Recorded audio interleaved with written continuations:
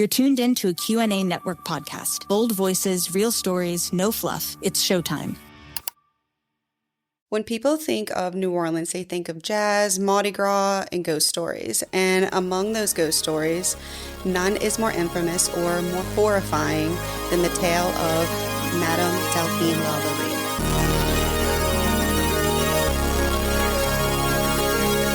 I'm excited for this one.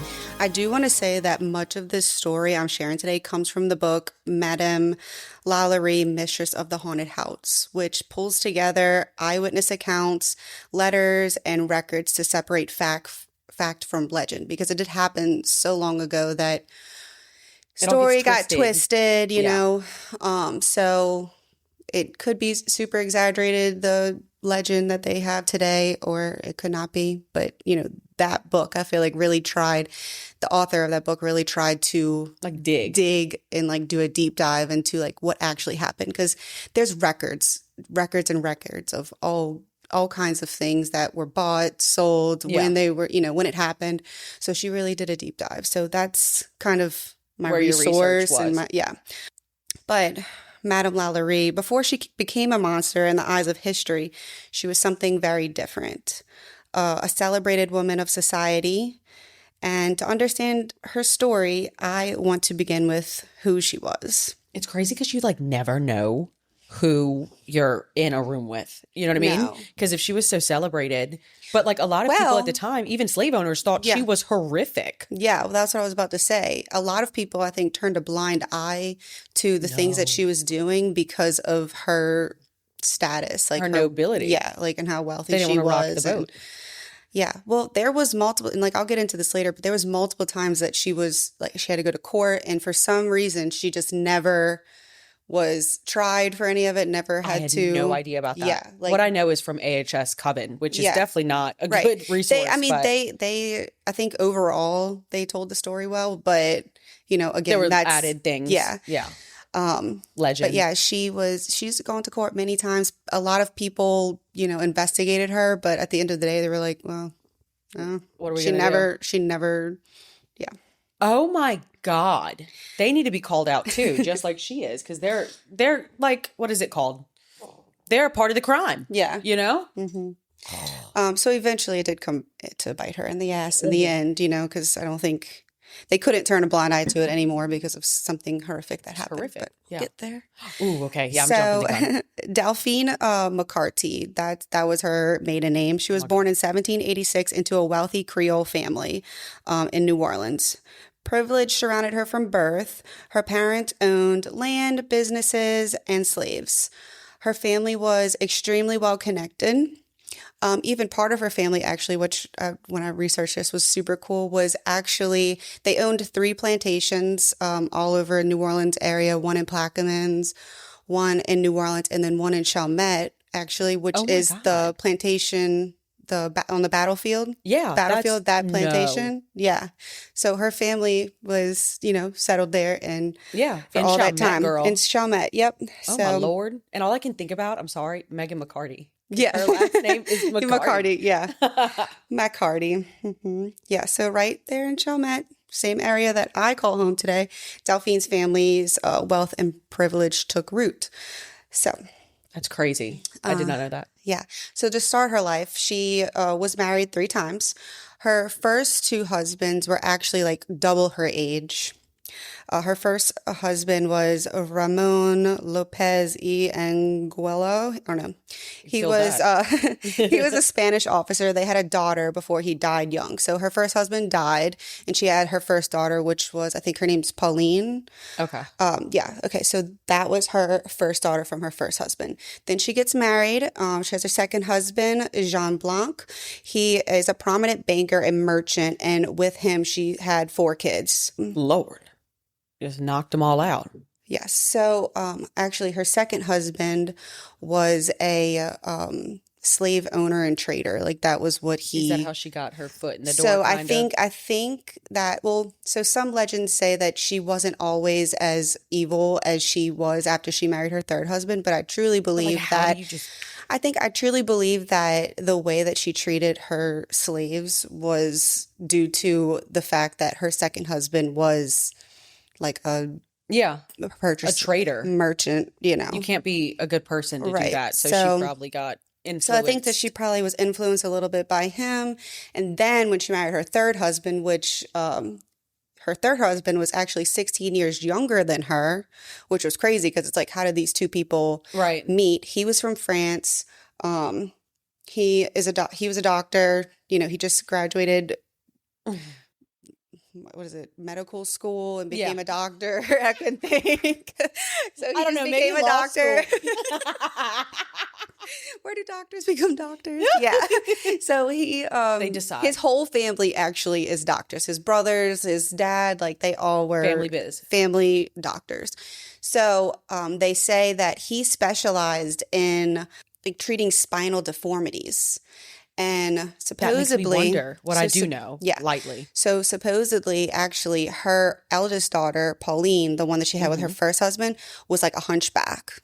So they think that's probably, since he was a doctor and she was wealthy and she had all these like elaborate parties and everything, that's probably how they mutual beneficial relationship. And this is Dr. I forgot to tell you his name. His name was Dr. Leonard Lalaurie. So that's how she gets the Lalaurie mansion name, whatever. So anyway, so she meets him. Obviously, they talk about fixing her daughter's back, all the things. Yeah. So actually, whenever they went to go buy this home, which is now the infamous Lalaurie mansion, she actually is the one who bought the house, not him. So she bought the house. They were building it as she bought it. And so she got to... New construction. Yes, a new construction. Thank you, Realtor. Yes. So she got the final say of how the house was laid out.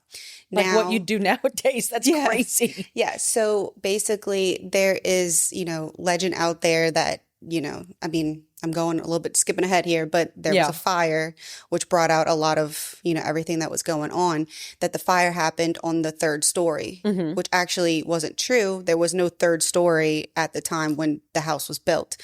The slave quarters was actually, it was still attached to the house. It wasn't a completely separate part of the house. It was still attached to the house, but it wasn't in the main area. Was it by like courtyard, right? Yes, like courtyard facing out to the courtyard. So that's where the fire happened, and it wasn't the third story. So myth busted. Boom. But in public, Madame Lalaurie was a picture of refinement. She hosted glittering soirees and attended by, New Orleans elites.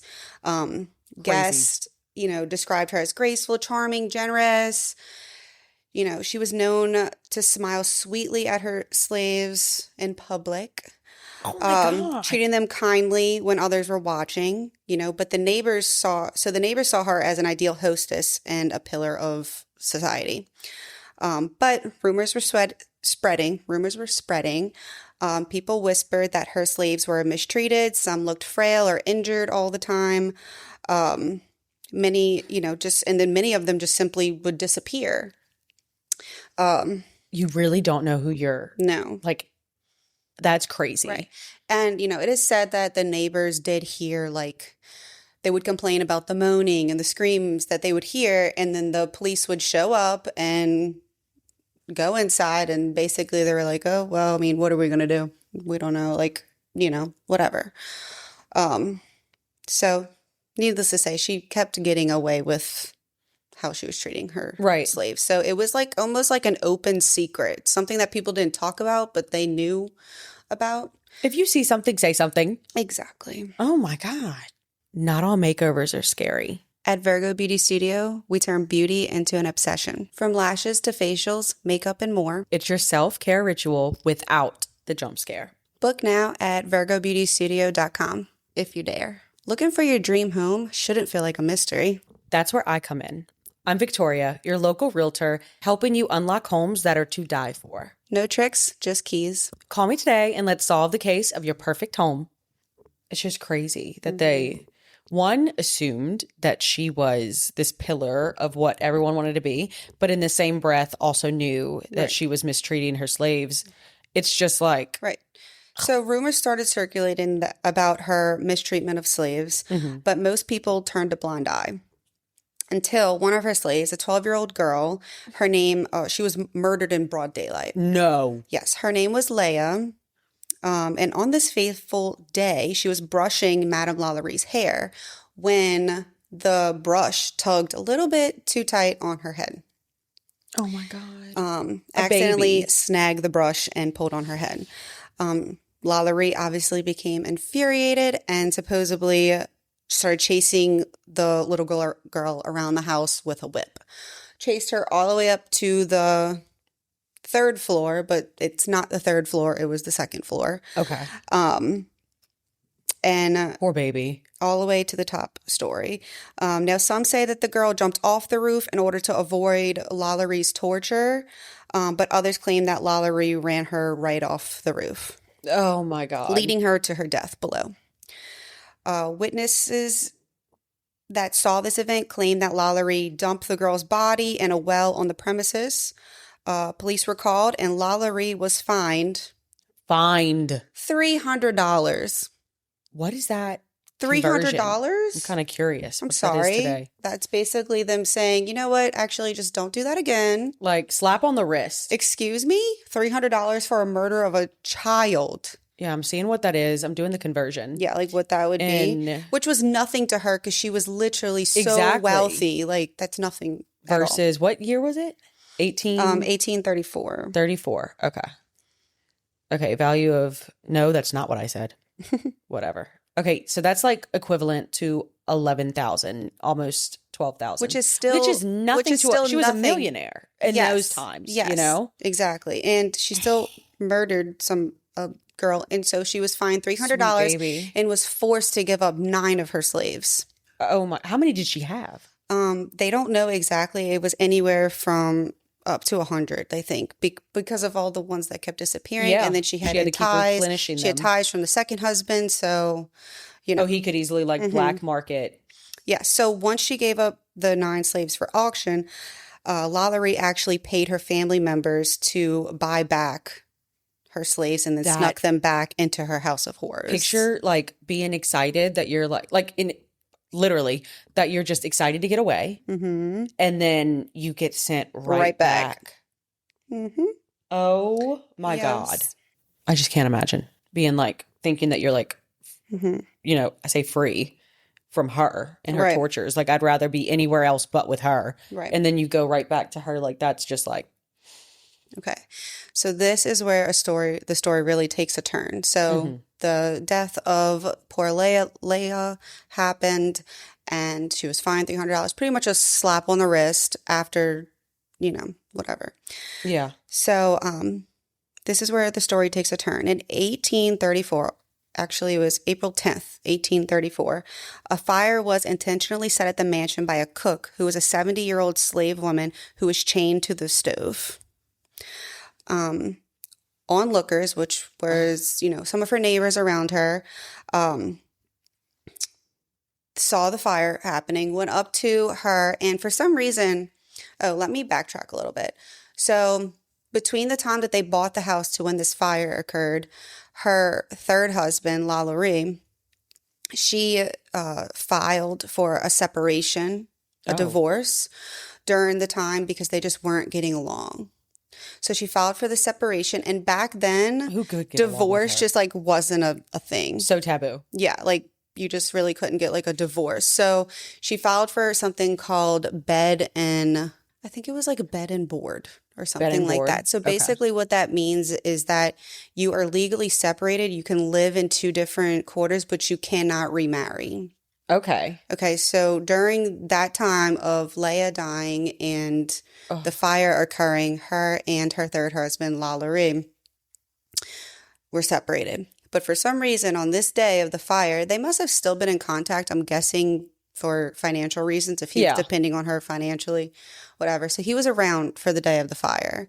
So her and her husband were standing outside while the fire is happening, and her neighbors come up, the ones that have, you know, reported her, but also kind of like turned a blind eye to all the things that were happening, come up to her and they're like, we need to get in the house. We know you have slaves, because they see them two outside, but they don't know where the slaves are. So they're like, we need to help we them. need to go get them. And she's like, no, they're fine. You're not coming inside, basically. That bitch. So actually, one of the guys that went up to her and was talking to her was the judge. And so he was like, I don't care. We're going inside. So basically, they like push them out the way and they run inside to go help release the slaves. So they go all the way up to the top floor. They find 7 slaves up in this room. And when they find them, they are so horribly... Okay, so like I feel like we should say something about like if kids are listening to this that they shouldn't. They probably shouldn't. Yeah. And trigger warning and all trigger the things. warning, yeah. She was a horrific person. Horrific person. I wish what happened to her in AHS was real. Because I have a feeling her ending and everything was probably, you know, more deserved in AHS than what actually happens to her in real life. Okay, so they run upstairs, they kick down the door, and what they find is so traumatic and gruesome that they all immediately start throwing up. Oh my God. Like it's sickening. And it's just like what grown they men. find. Grown men, so gruesome. So the witnesses report that the room reeked of death, and they found her slaves barely alive, chained to the wall with like iron collars, or collars that had spikes that were facing inward. Oh my God. The newspaper covering said exactly this. 7 slaves, more or less horribly mutilated, were seen suspended by the neck with their limbs apparently stretched and torn from one extremity to the other. Language is powerless and inadequate to give a proper conception of the horror which a scene like this must have inspired. Oh my God. That was like directly from a newspaper. From back then too. Yes. They were so insensitive. Like, so they're saying that. It's absolutely horrible. And knowing now what I know, the fact that she, you know, I'm going to touch on this later on, but basically she just had no remorse whatsoever once everything. Just a sick human being. Sick, human, sinister. Disgusting. Yes. So I'm going to keep going.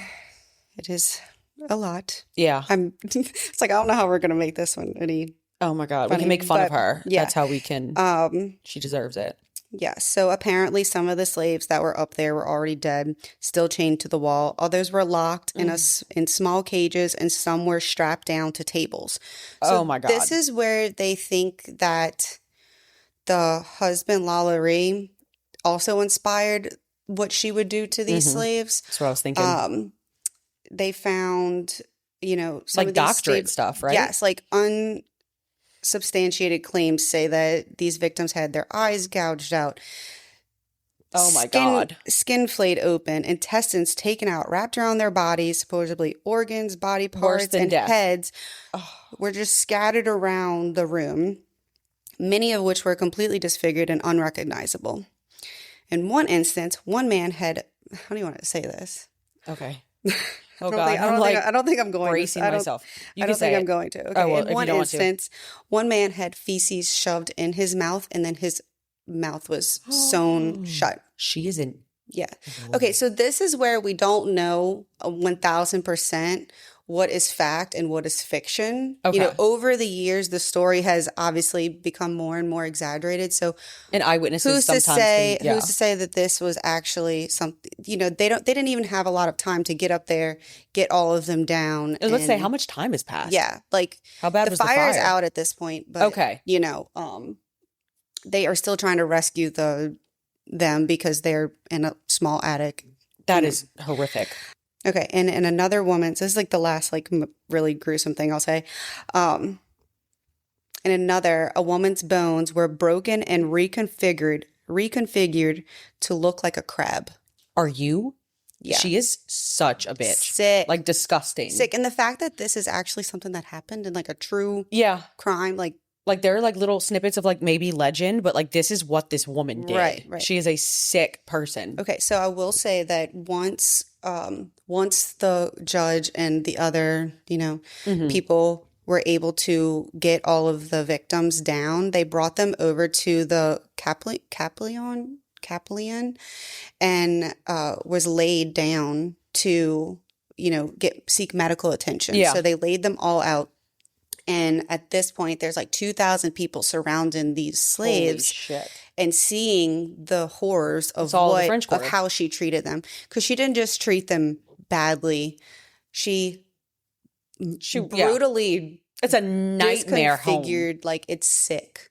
So so they think that the way that, you know, her second husband, that's how she started mistreating them, and then the third husband came in and kind of helped her.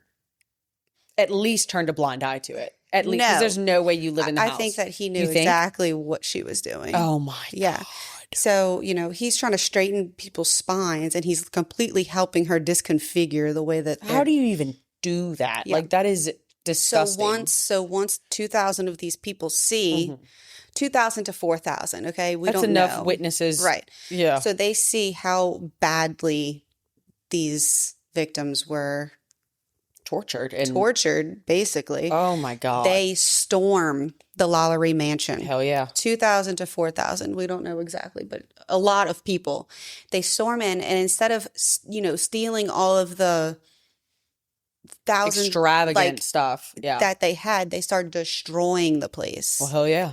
They destroyed it, broke the chandeliers, you know, like screw these people. They ruined the house. That's cool. I mean, I'm down with that. No, I'm so happy, because that just shows that, you know, even though she treated her slaves like this wasn't, you know, everybody treated their slaves differently, you know, but still, like, but I mean, that is torture. That is terrible.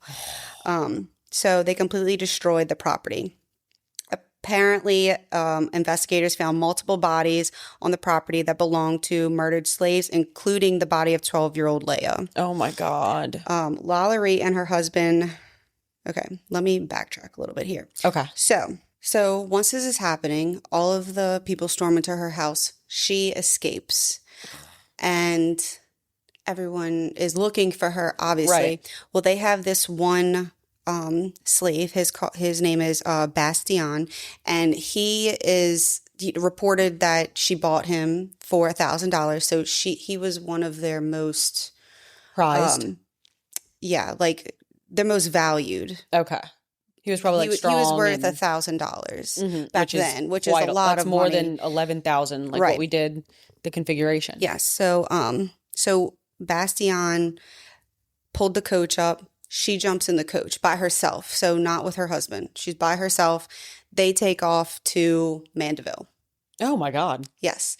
So her and kids, there was no causeway. Back then. That was obvious. No, so Mandeville from there was like through Slidell. At least I feel like they probably it would probably take them like a half a day or even a day to get there. They need a boat for sure. Yeah. So there were no bridges. No, they were she was in a coach, like little galloping to Mandeville. Okay, so she has a niece in Mandeville, which is where she went to go gather her affairs.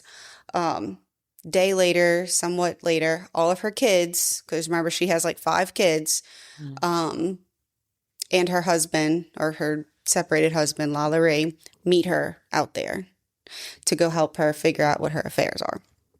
Oh my God. So imagine her as a mom. Right. Sorry.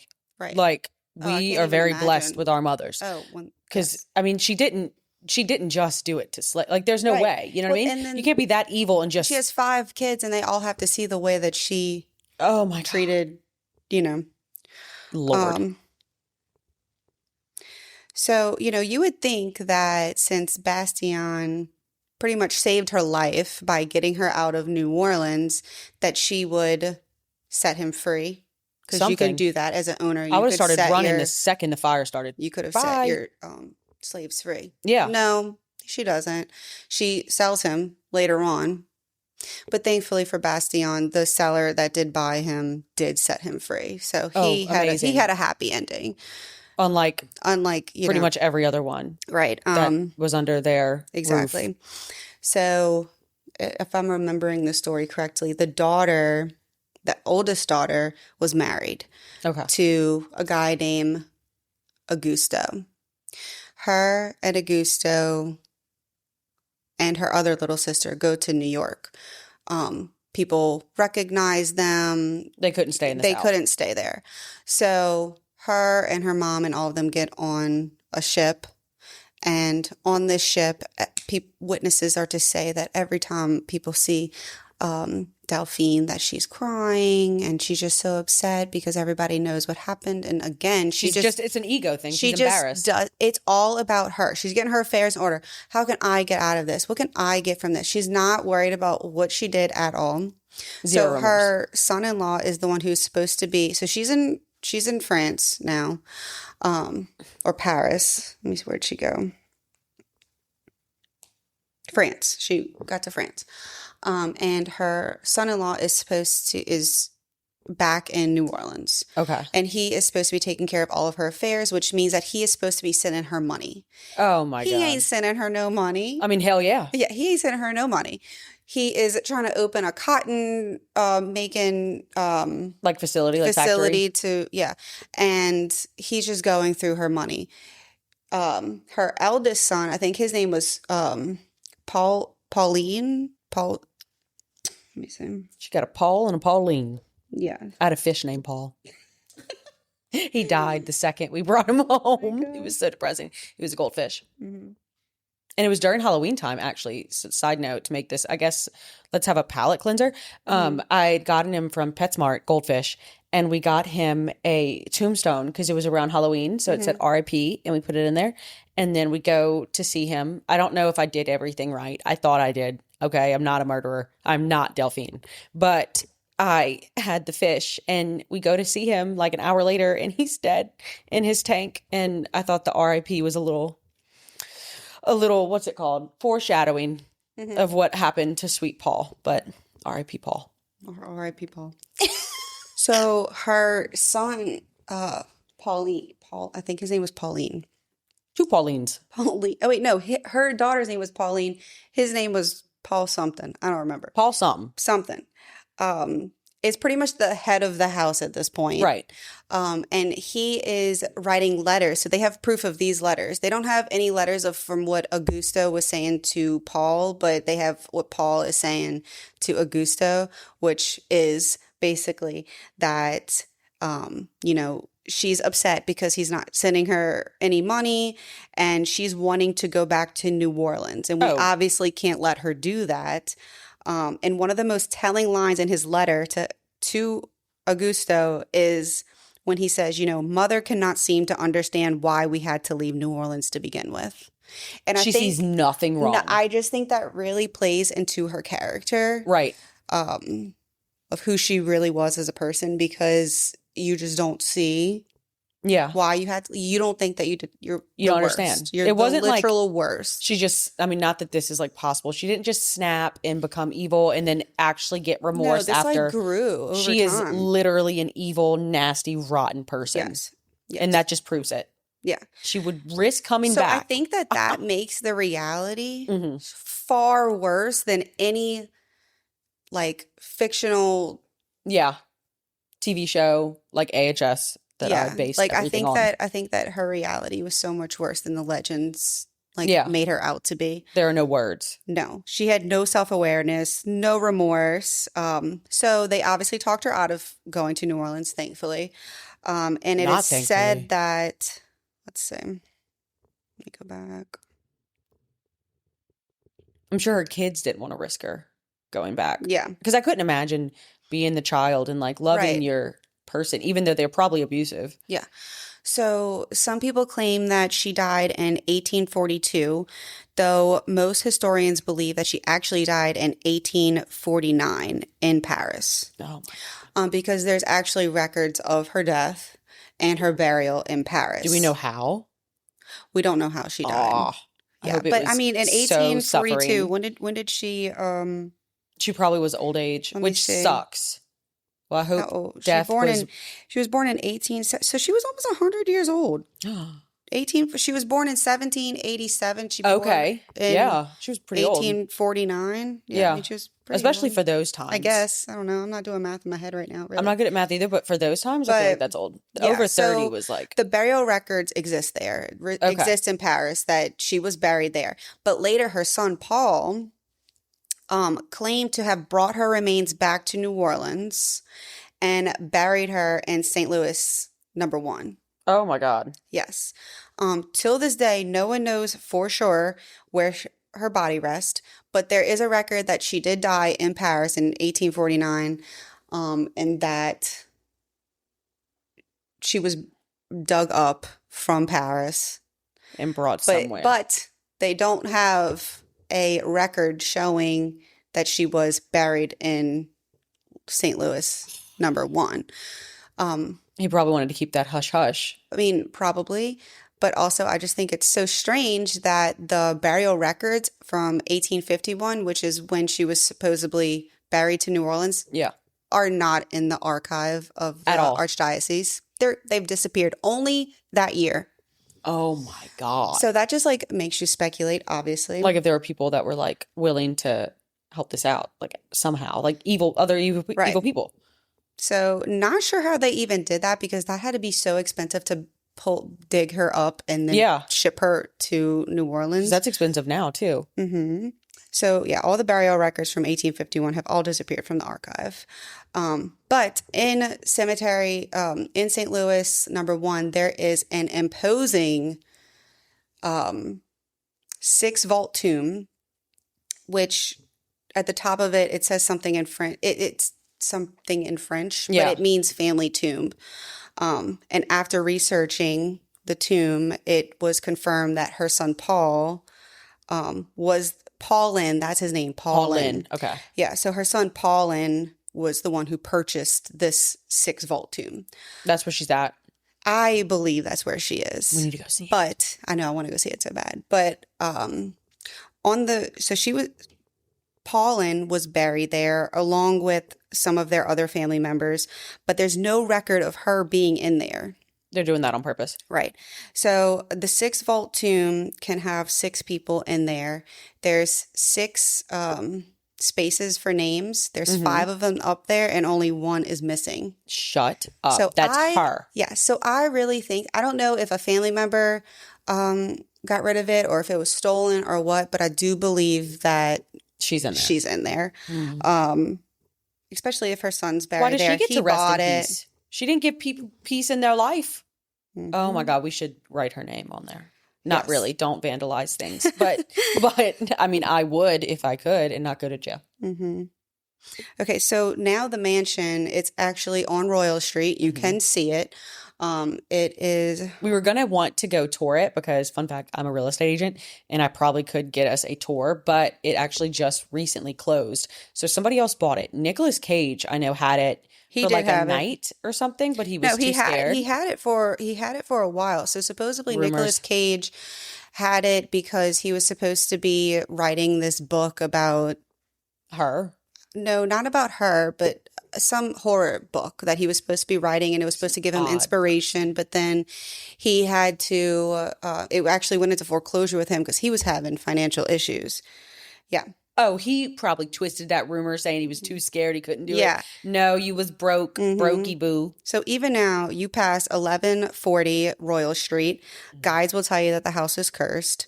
Some say Madame herself returned to New Orleans in death. Her spirit is roaming the halls, not as a glamorous hostess, but as a tormented soul forever haunted by the ghosts of the people she brutalized. Good. Yep. Hopefully. So through the years, though, the mansion itself has gone through so many different transformations. I heard that the first floor one time was like stables. It was once turned into like a mini apartment, like just a bunch of small apartments, like 13 apartments. Oh, crazy. And there, it was a girls' school, a homeless shelter, had, like I said, the little private homes. It's gone through a lot. Yes, but each time that it's gone through something, there have been reports of strange things happening in the house.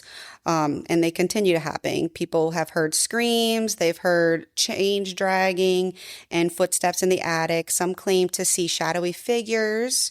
Many believe Leah, the young girl who fell from the roof, still lingers there. Oh, I hate that. Others believe Madame Lalaurie herself haunts the halls, scratching and attacking visitors. Oh, girl. Give it a rest. Mm-hmm. Even celebrities have escaped the curse. Haven't escaped the curse. Actor Nicolas Cage once bought the mansion, hoping it would inspire a horror novel. Instead, he lost it in foreclosure in 2009.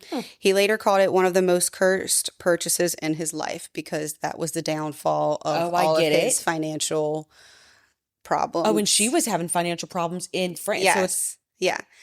Oh my gosh. Right. So today, the Lalaurie Mansion is one of the most famous stops in New Orleans ghost tours, and many believe it's one of the most haunted houses in America. I think that. Yeah. How could it not be? Right. So who was Madame Lalaurie? A respected socialite, a victim of her husband's influence, or simply one of the most evil women in American history? I vote 3. Maybe the truth is all above all. All of the above. Oh, yeah. Maybe the truth is all of the above. One thing is certain: her story, her crimes, and the restlessness of her, the restless spirits of her victims will never be forgotten. Would you go into the Lalaurie Mansion? Would you go there? If it's sunny outside and if you're holding my hand, like that would be the only way together. I'd go to that horrific place. Right. I knew she was horrible. Yeah. But like truly, I think American Horror Story does put like a funny spin to her, and that I've just been naive. She's disgusting and she should be resting in hell. I think her haunting the house is even too good for her. Right. But if she is, I hope she's the one in those chains, and that everyone that was there and was a victim to her, I hope they are in beautiful heaven. And my Catholic ass will be praying for them tonight. Right. Not for her. So some people say that if you walk under the balcony of the house, that night you'll have sleep paralysis.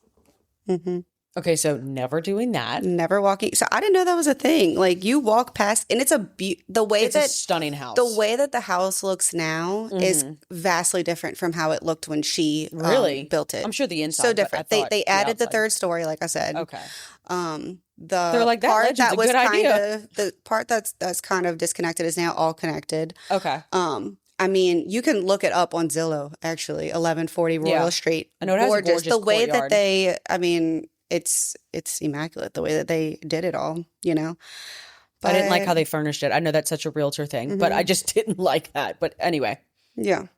They should keep it the sign of the times. I think it's a little too modern for me, but that's just me. Yeah, it's my opinion. It's still when you look at it though, like you can still feel how creepy it's scary. Is. There's like a dark energy around it. Beautifully horrific. Yeah, like it's crazy.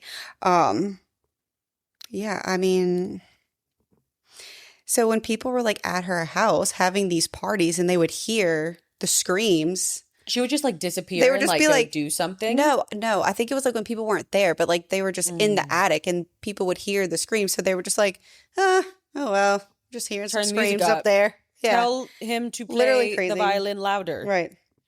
Oh my God. What an evil bitch. I feel like it's a classic case of like just the more you know, the more people you know, like the more you can get the fuck away with. It's also a classic case of like Instagram versus reality. Oh, you know, that's an even better comparison. Like, she looks like the perfect family and everything, and everybody, you know, just thought of her so with such high standards, but you don't know what's going on behind the walls. You just don't know. You don't know who people really are. Like that's why I say like all the time, like my daughter, you know, she's like, there's monsters in my room. No, monsters are walking all among us, girl. And you have to be more scared of the ones that you know we walk past on a daily basis. I mean, it's scary. I can't. Oh my God. Right. I mean. Yeah. To treat people that horrifically, I don't care who you were or what status you had, if you owned them or what, still so fucked. But to then treat them like that is just sick. And yeah, I hope she's rotten in hell. And then another fact that the book that I was saying, I got a lot of my sources from. She really tried to figure out who those 7 slaves were that were up in the room.